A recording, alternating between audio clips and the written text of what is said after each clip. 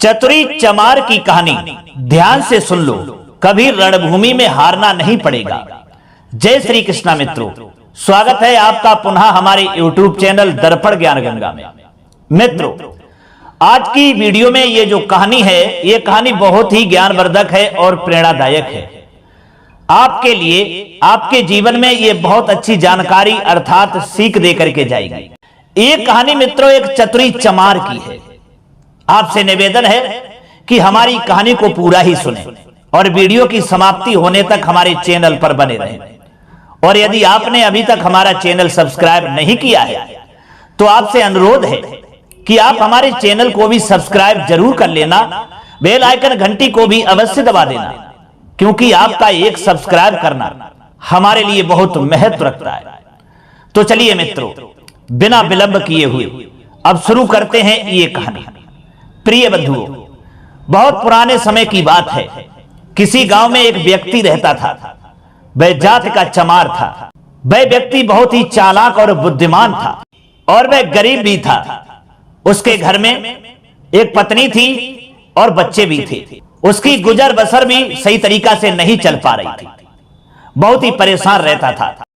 लेकिन वह चतुरी चमार बुद्धिमान था और चालाक भी था, इसलिए गांव के लोग उसके लिए चतुरी चमार कह करके पुकारने लगे। एक दिन उसने अपनी पत्नी से कहा, सलाह मिलाई कि भाग्यवान, यहां रहते हुए गुजर बसर नहीं चल रही है। मैं बाहर जाता हूं, बाहर पैसे कमाता हूं, हो सकता है हमारी गुजर सही तरीका से होने लगे। पत्नी ने कहा, ठीक है स्वामी, आप निसंकोच होकर के बाहर पैसा कमाने के लिए जाओ और मैं जो बच्चे हैं इनकी देखभाल अच्छे तरीका से करूंगी। दोस्तों, वही हुआ।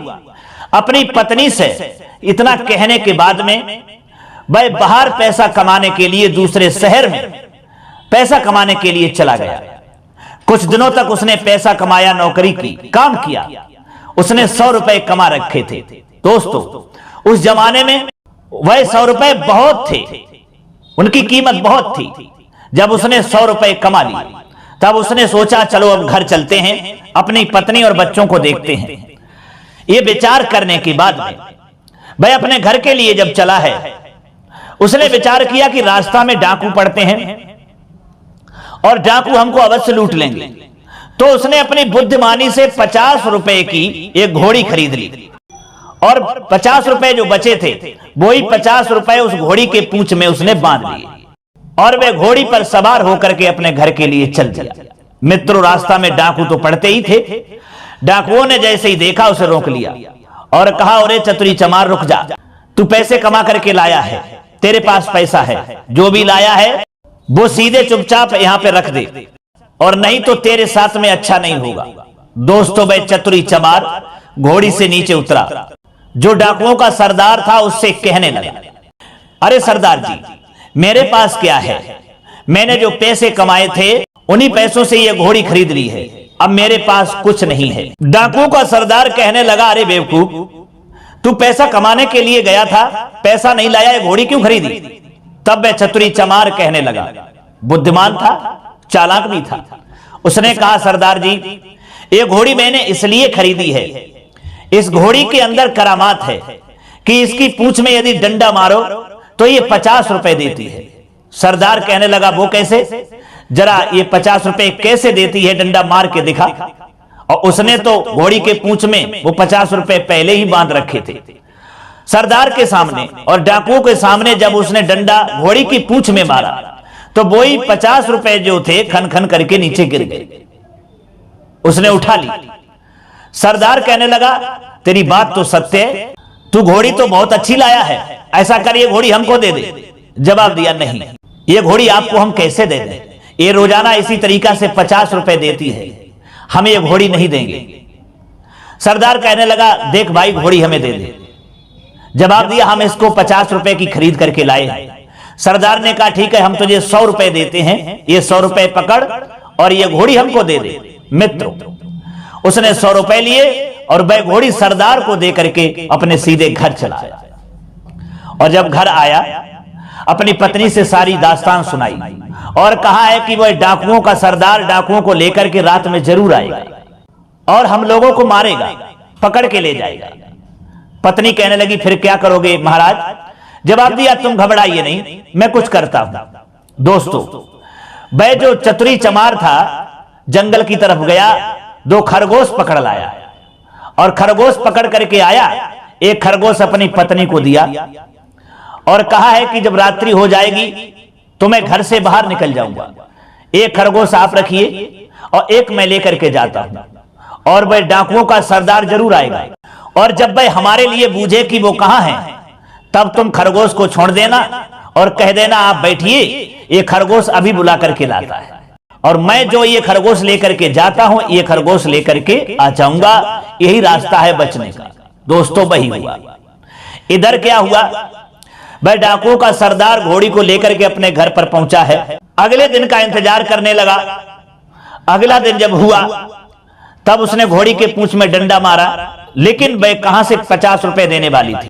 उसने घोड़ी के पीछे भी डंडा मारा, पूंछ में भी मारा, लेकिन उसने पैसे नहीं दे पाए।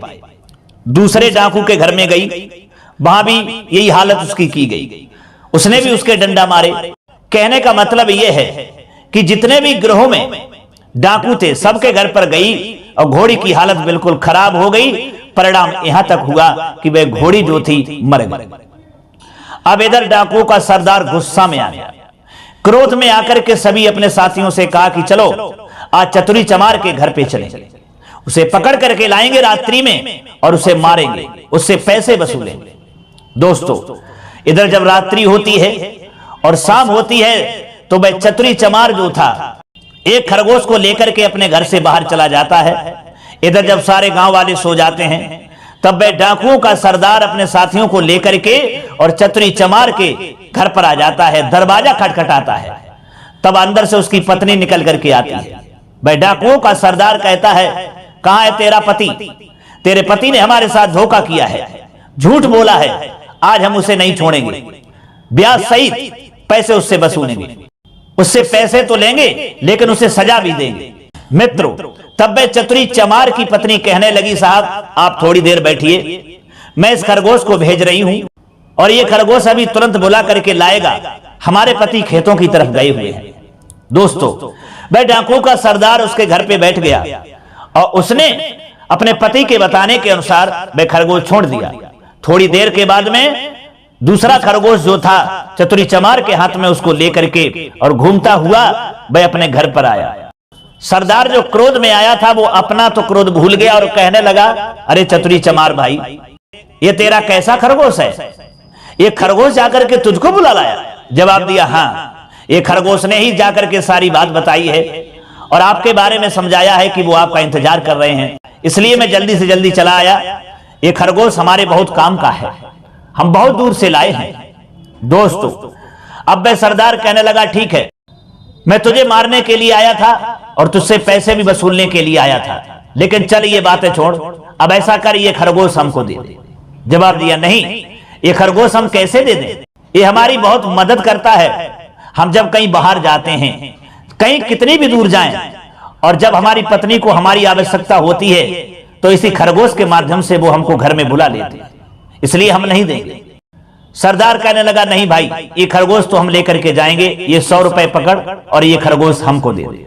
मित्रों, 100 रुपए उस चतुरी चमार को दिए हैं और खरगोश को लेकर के वह सरदार अपने घर पे पहुंचता है। इधर आजमाइश करने के लिए उस खरगोश की जब रात्रि होती है, उसकी पत्नी खाना बनाती है तो वह खरगोश को वहीं पर छोड़ जाती है और कहती है कि हम अपने दोस्तों के पास में जा रहे हैं, जब खाना तैयार हो जाए तब इस खरगोश को हमारे पास भेज देना, हमें बुलवा लेना। इतना कहने के बाद में वह सरदार तो अपने दोस्तों की तरफ निकल गया। इधर पत्नी ने जब खाना तैयार कर लिया फिर खरगोश को छोड़ दिया और कहा कि जाओ सरदार को बुला लाओ। दोस्तों, वह खरगोश कहां सरदार को बुलाने वाला था, उसकी जान बची और वह छुटते ही सीधे जंगल की ओर भाग गया। बहुत देर तक इंतजार करता रहा वह सरदार, धीरे धीरे 12 बज गए, लेकिन वह खरगोश नहीं गया। क्रोध में आकर के घर पे पहुंचा है और अपनी पत्नी से डांट लगाई, क्यों री तूने उस खरगोश को नहीं भेजा? जवाब दिया, हमने तो खरगोश को 1 घंटे के बाद में भेज दिया था जब खाना तैयार हो गया, लेकिन ये खरगोश आपके पास नहीं पहुंचा।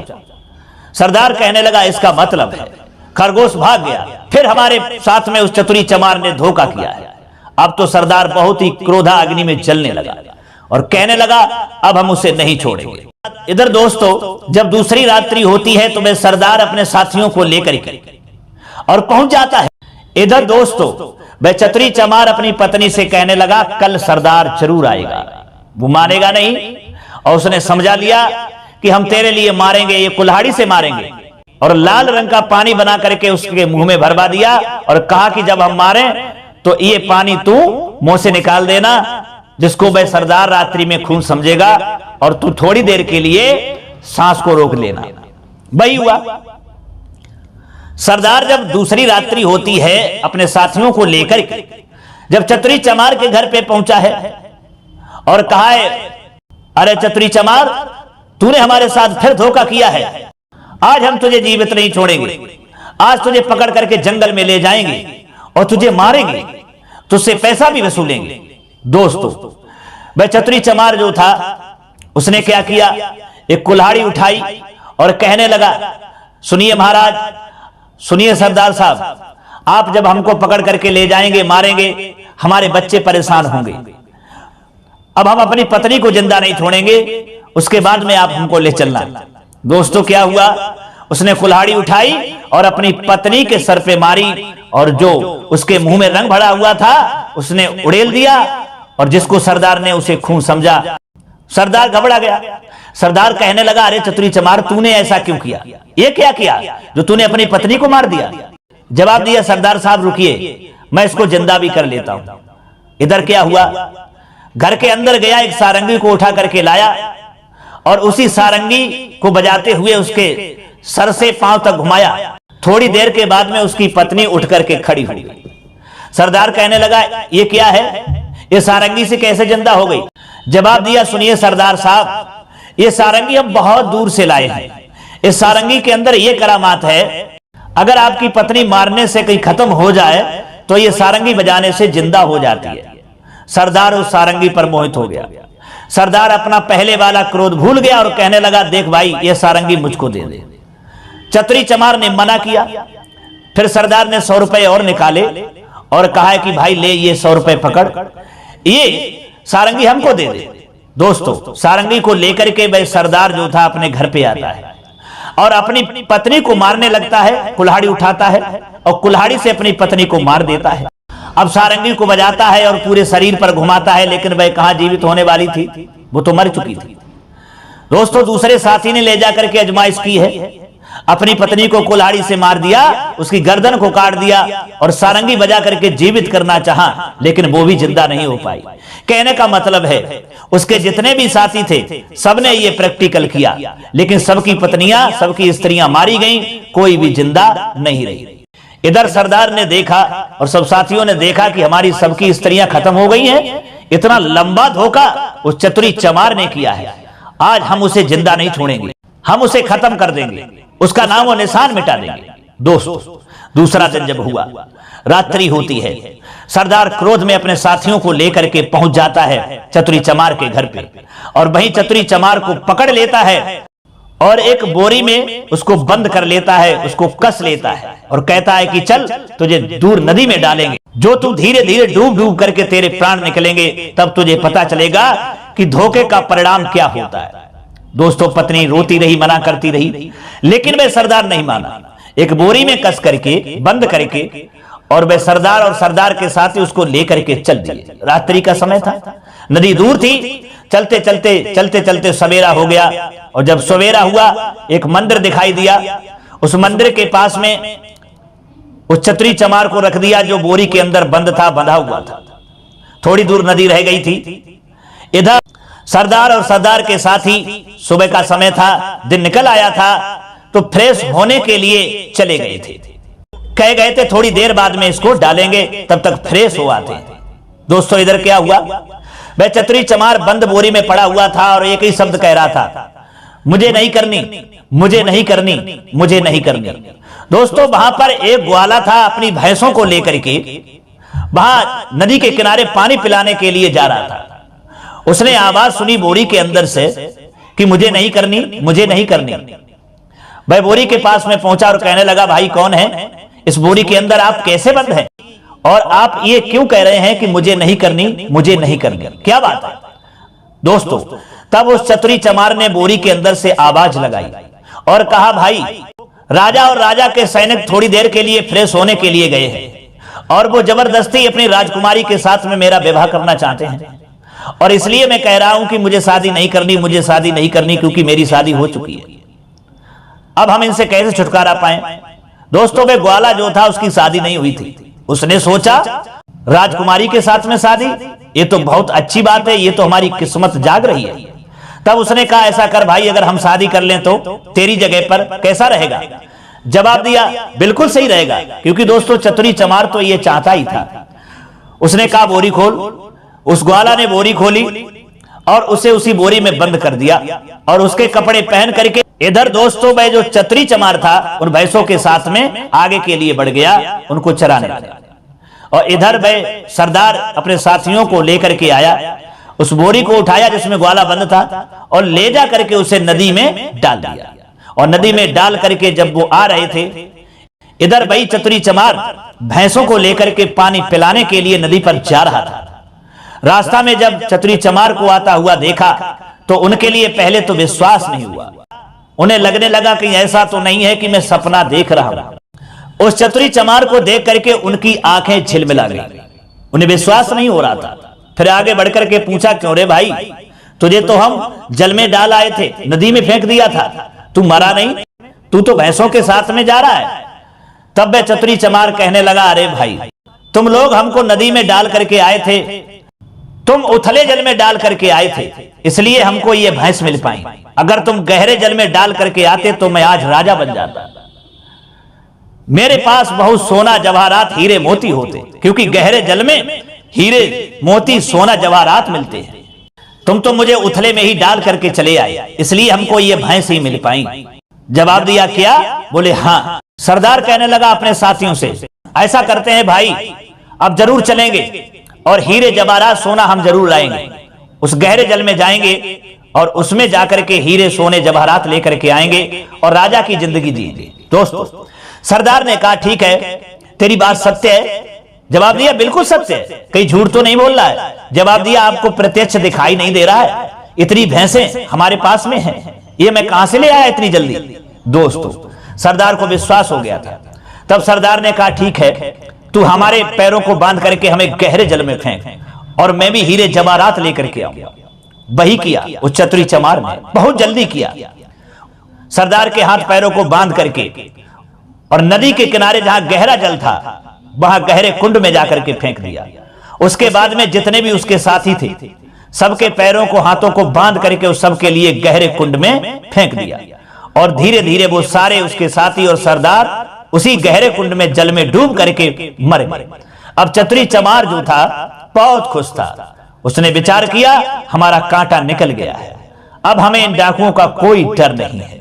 दोस्तों खुशी खुशी में उन भैंसों को लेकर के अपने घर पे आता है और सारी बात अपनी पत्नी से कहता है और कहता है कि हमने हमेशा के लिए कांटा निकाल दिया।